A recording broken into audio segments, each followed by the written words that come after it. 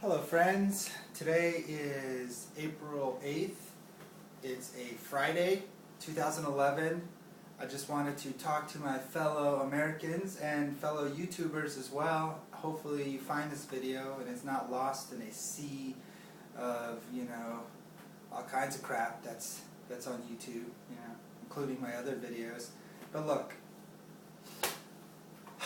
I am here to talk about this government shutdown and basically politics in general and how ridiculous it's getting.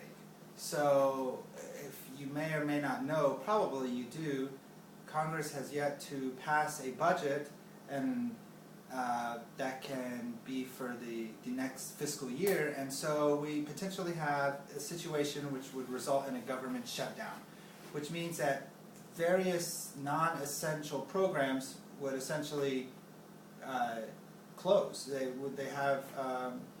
Workers would be prohibited from working and working at other jobs, or even volunteering at their jobs as well. They are essentially furloughed. And to me, this just screams of, idiocracy even. And sometimes I wonder if this is exactly where we're heading, towards the, did Mike Judge perceive the future and sort of call it back in the day with his movie Idiocracy, which people should watch if you haven't. Anyways, I'll keep this brief. Why this current crop of politicians have to go, essentially everybody, and for the two main reasons that I'm going to illustrate to you right now.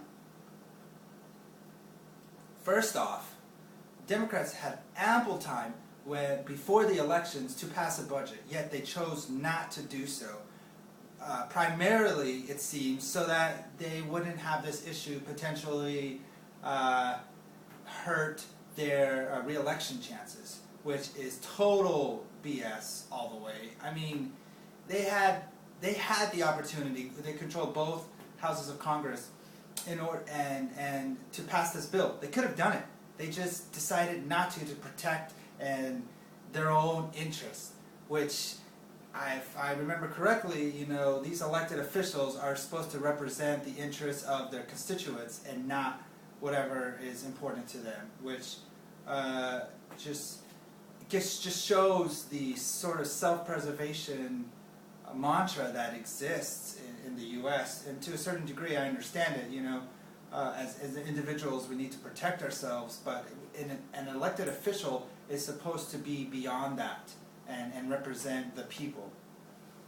So that's sort of my main beef with the Democrats. And over here on the Republican side, I mean, you have the Tea Party members and various other, ultra-conservative Republican groups who want no government whatsoever, and I mean, they want to slash like crazy, man.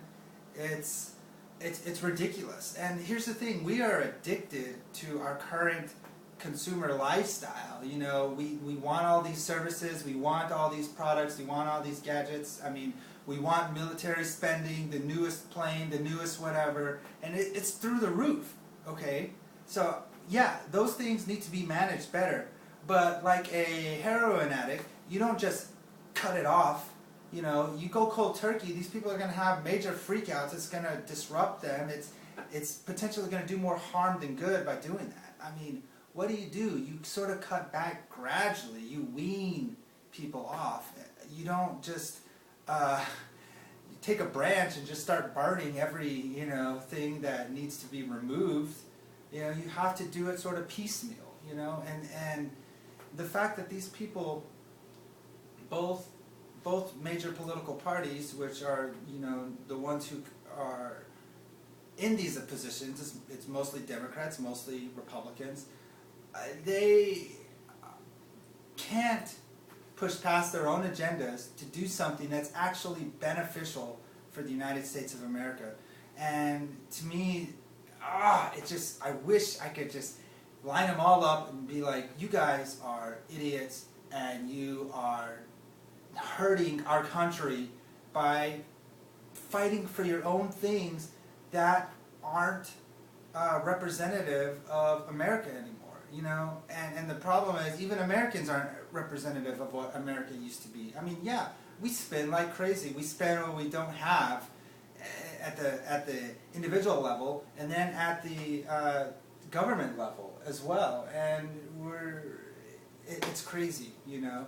And even here in Texas politics as well. I mean, I remember before the election, you know, there's all these Governor Perry ads running about, you know, well, I balanced the budget, and we have a surplus, and we have all this money, and you know, look how good I've done for Texas.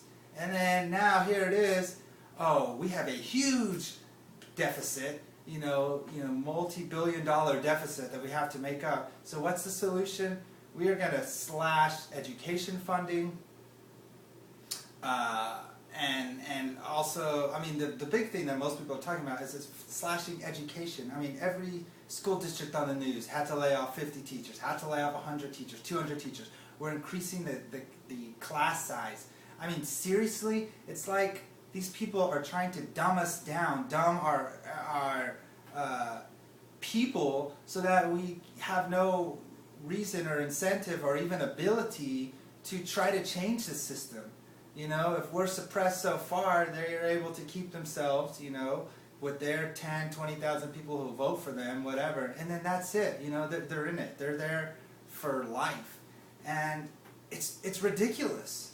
You know, I don't know who in their right mind, you know, would decide that giving our future a worse education is the answer to solving our problems.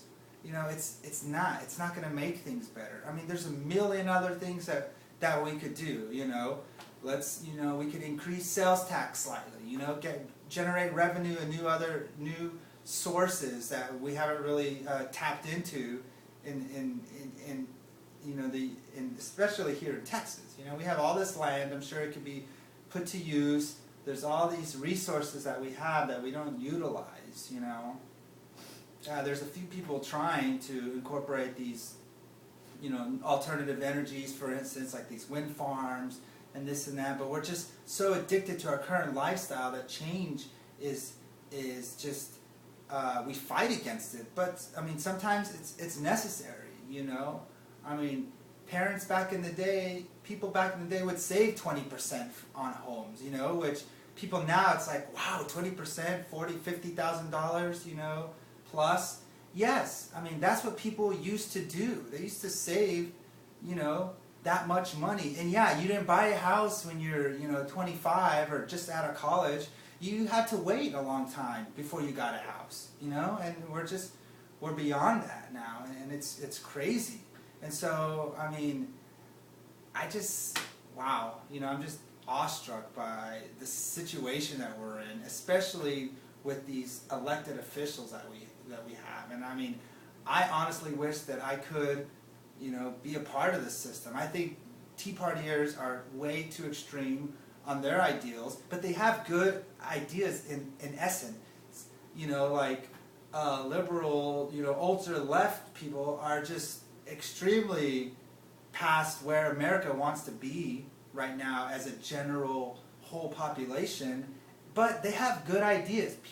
Everyone should have the same rights, you know? There's a million other different things that everyone has that are good ideas, but they're so just extreme in their conviction that they won't move at all and won't take pieces from the other people and recognize that, hey, you have a good idea, let me incorporate that into my sort of perspective and agenda. And so, you know, I don't know, I just had to get this all out and just, I mean, yeah, it could be lost in YouTube and that's fine, but, you know, if one politician, one person who controls these things, one person who can be, you know, put people like me and others who are just more common sense, logical, unbiased people into these positions to have their voices heard, I mean, then I've done my job. So, all right, guys.